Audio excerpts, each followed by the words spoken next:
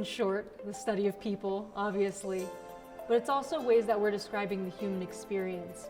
What does it mean to a talk that happened today was, what does it mean to watch dancers in a room, and what does it mean to take photographs that freeze them in time, and what's lost in the in-between moments, between poses, in ways that we don't even think of as significant.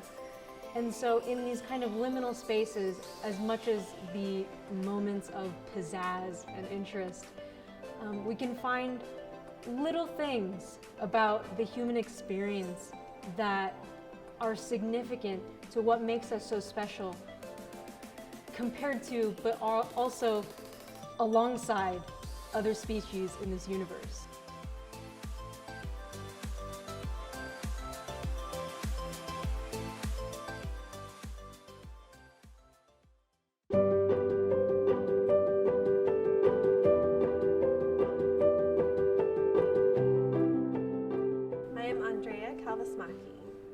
I'm Tammy from Cal State Long Beach. I'm Jessica Steiner. I'm a recent graduate at Cal State Northridge. I'm Stephen Wong. I'm an undergraduate in anthropology at Cal State Long Beach. Hi, I'm Arminui Gazorian, and I major in psychology and minor in anthropology. Hi, my name is Cynthia Carvajal. I'm from CSU Long Beach. I'm a double major master's for religious studies and anthropology. My name is Rachel Rangel. I'm currently a BA candidate in anthropology at CSUN.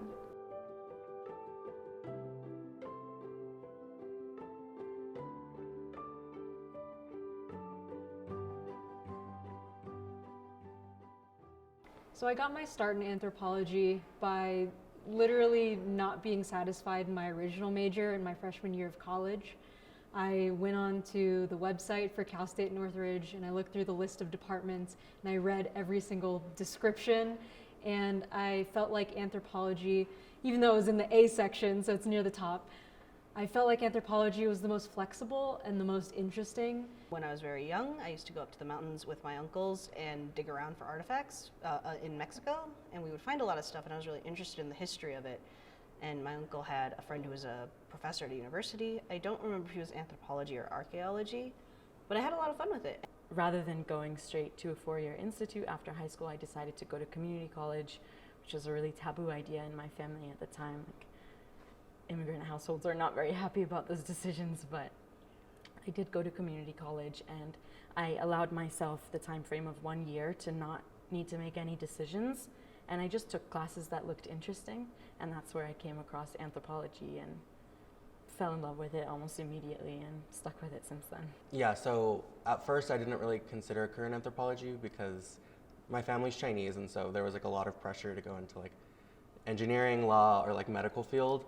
And then one day I was just like, you know, if I'm gonna be in school for this long, like I'm gonna do something that I love, and I'm gonna do something that I enjoy learning about and something that isn't like a chore to do. And so I switched majors to anthropology and then transferred to Cal State Long Beach. My topics of interest are very broad.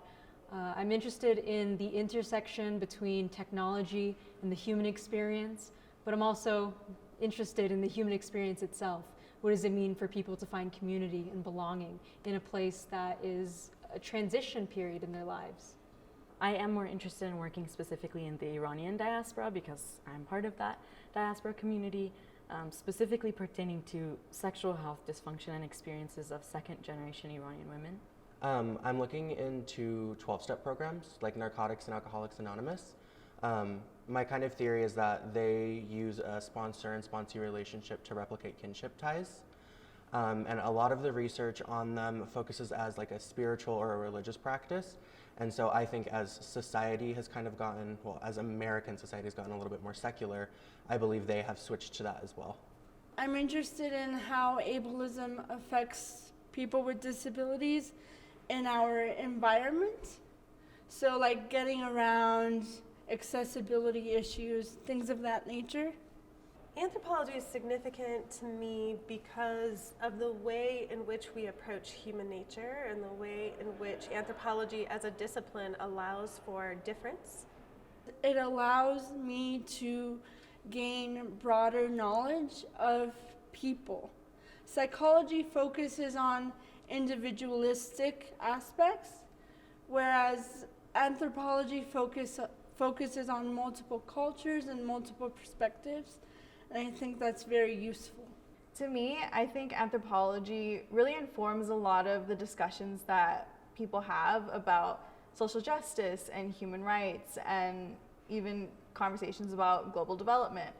There's so many current issues that I feel like can be really informed by anthropology and by taking anthropology classes. So it is important to me to get those perspectives out there to help inform conversations. I think anthropology is one of the few disciplines that can really create like a sense of empathy for people that would otherwise be considered the other. And I think especially because anthropologists focus so much on really explaining about people and like why they do the things that they do and who they are and what they believe, instead of just like a kind of just a purely objective look at like this practice or this thing. I think that helps to build a sense of empathy that I don't think other disciplines focus on quite as much.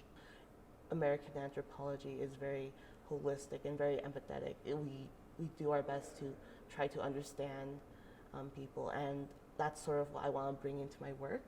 A lot of empathy and kindness, and putting, I guess, a brighter light on cultures that are unknown or foreign to people, and bringing the weird to a normal. And it's just, it's very, I guess, very like wholesome and heartwarming to see like people trying to understand someone else that's, you know, what we would think different. Anthropology has been discovering whole new areas. When I sought a medical anthropology program, there weren't that many that existed. Now we have a more robust medical anthropology discipline. There are other areas like digital anthropology and other areas that we are still just kind of launching into that we need to evolve to a greater degree.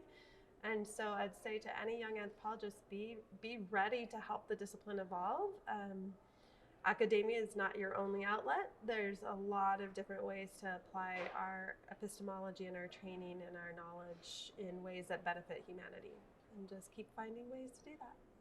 There will be a lot of people that question why you're doing what you're doing, and it's really important to seek confidence in the people that understand the importance of your work.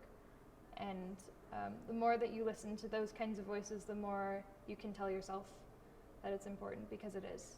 I would say just go for it. Don't be scared of the possible job outcomes or thinking that you're not going to go anywhere with this degree, because if you don't believe that you can succeed, you're not going to. So just really throw yourself into your program, find a professor that you really like, that you feel like you click with, or you like their research that they've done before, and talk to them. Get them on your side, have them as a mentor. The more active you are in networking and pursuing possibilities, the greater your chance of having a successful career will be. There's a lot of activism that comes from being part of a community and being able to raise your community's voice when they feel voiceless. And there's a lot of good that it does in just humanizing people to others. We often tend to find that people are very strange when we don't know about their cultures and customs, and anthropology kind of helps bridge that gap of like, no, they're still people, everyone's just a person.